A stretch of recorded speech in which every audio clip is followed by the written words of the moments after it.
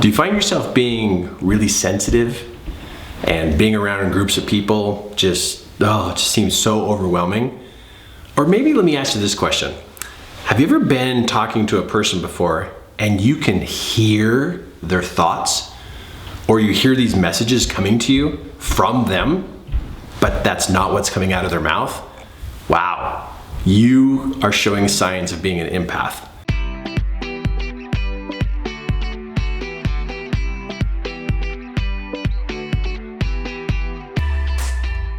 All right, what is an empath, right? Well, I know I've been discovering this for myself for many years. An empath has an ability to be super sensitive to the outside surroundings to the point that you actually can feel messages coming to you from so many different sources. From nature, from people, from the scenario that you're in. You can feel almost like messages coming from your neighbors and people who even live hundreds and even thousands of miles away. If you're relating to what I'm talking about, I can help you with what's happening to you in being an empath. Because if you don't understand this, it can be overwhelming and it can actually cause you to feel very, very, very anxious because there's so much input that's coming into you. So here's something to think about. Let's just give you a visual here of what this looks like. A normal person has a space around them that's called their personal space. And inside this personal space, they think their own thoughts, they have their own feelings, and they can reach out, then they can understand the person. But what happens to an empath is an empath, they also have their own personal space, but there are tons of messages coming at them all day long, all the time, even when you don't want them to. Just tons of messages. And an empath can reach out to connect with the person so that they can understand them, but they don't have to start that conversation. They don't even have to start that thought. It already automatically is happening at full blast, constantly. This is an empath's life. This is a normal person's life. This is pretty intense. And because there's so much coming in, you could feel overwhelmed.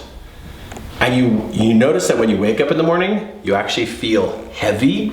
And when you wake up in the morning, you feel concerns and worries. And you're wondering, why am I concerned and worried? I just woke up. You might even, as an empath, wake up and go, if I could just wake up feeling calm. I know for myself, when I wake up in the morning, I feel all this heaviness on top of me, but I know what it is. It's everybody else's thoughts and emotions and challenges and problems that I feel. So as an empath, I'm going to teach you on how to be able to manage this so it doesn't drive you crazy and it doesn't cause you to have difficulty in relationships. When we as empaths have so much information coming in, it actually is difficult to have a one-on-one relationship because there's so much information coming in. You almost don't want to open up your heart to love someone because you feel like if you open up the heart, everybody else's stuff's going to fly into your heart and you can't handle it all. So as you have been trying to manage this and kind of keep everybody at a distance so you can feel sane, you also are causing the people that you really, really love to be somewhat at a distance because they're on the outside. So if you don't learn how to manage this, it could cause some difficulty between you and the people you love. So as an empath, this is one of the first things I'm going to suggest to you. Journaling is a must. To at least once every other day, to sit down with a pad of paper or even jump on your computer and just write down all of your thoughts. Everything that's coming to you, and probably some of those thoughts and feelings are not even yours, but what you're doing is you're trying to actually clear off all these thoughts and these feelings just to clear up your space. This space right here around you. Because as an empath, if you can change this so that you as an empath, it looks like this, that the messages are coming to you, but they stop at your personal space. They don't invade your personal space. Journaling will create a space of safety for you because you're clearing it all out. You're putting it on paper. And it puts it so the outside incoming messages hold on the outside. And that happens because each time you clear up your personal space, what's left is you.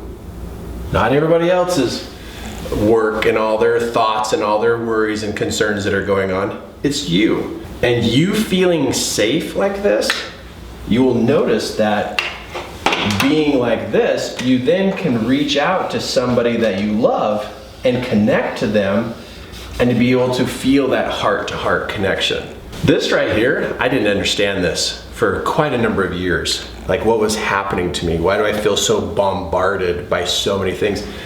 And I started journaling just to try to make sense of what's going on in my head. But I found as I kept journaling, at least once every other day, because I needed to keep clearing that out, I started to create this openness around me.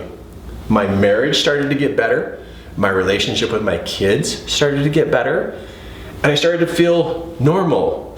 I started to wake up in the morning and feel like I had my own Kirk thoughts. My own, thoughts about what I needed to do for that day. And then when I would meet people, I wouldn't just meet people and feel overloaded with all of their thinking. I literally could hold all their information that was being sent to me out here. And I wouldn't have to process all that information. But if you're an empath and you go to meet somebody or you're close to somebody and you just hear a ton of information coming in, you need to practice on managing your personal space. That you can let it in when you want, and you can also stop it when you want, or it's gonna affect your relationships.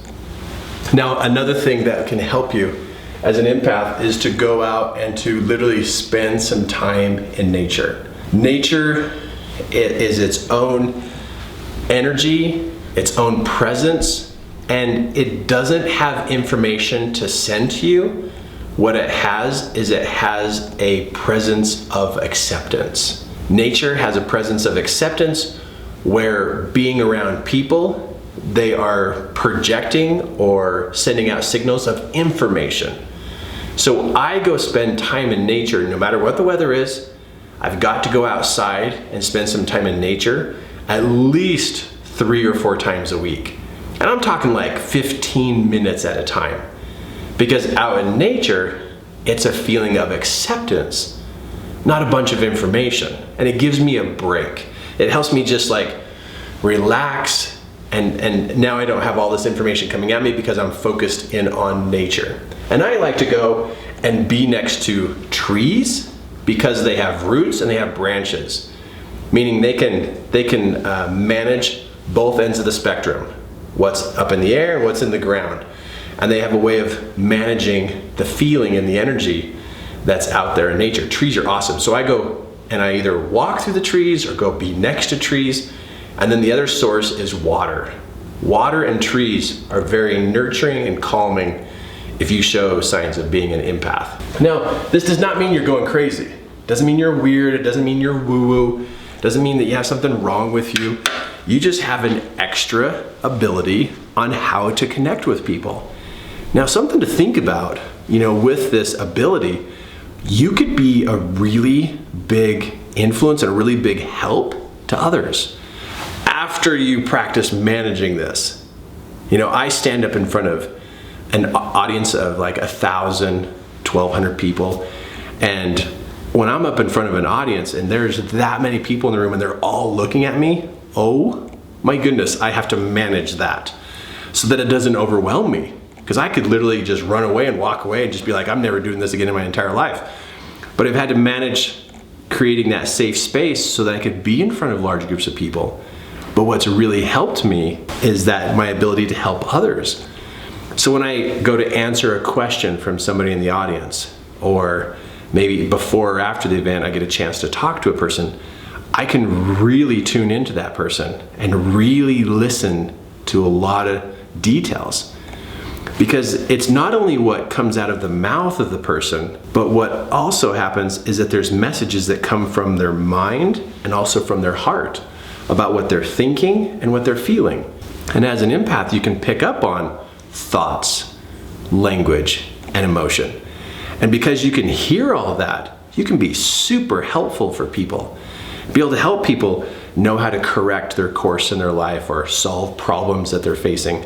Because you can hear them so crystal clear that you can be a good help. So instead of looking at this like you got something tough to deal with for the rest of your life, maybe look at it as a skill or a gift or an ability that you can learn how to manage. But journaling and spending time in nature will get you started in the right direction. The third step I'm going to give you is to take that heart of yours and send it in the direction of I help people. Instead of I'm afraid of people, you turn it in the direction of I help people. Because when you have that much information coming in, people can actually become a threat. Like there's too much information and you feel like you're threatened by all these things that you have to solve. And you literally could feel the weight of the world sitting on your heart, thinking that you have to fix everybody. But that threatened feeling is going to stay there unless you course correct it and you start to give it instructions of, no, we're not threatened. We manage this and we also are here to help. And when you're in a place of being helpful, then your heart will open back up and reach out to help people. But that was very powerful for me to realize that I needed to change that message from feeling threatened and being closed down from that feeling of being threatened to actually being in a place of being helpful. And so I can open up and help people, no matter who they are, where they're coming from, or what they're facing. And it's really cool. It can actually be a great benefit to you in your life and a great benefit to a lot of people.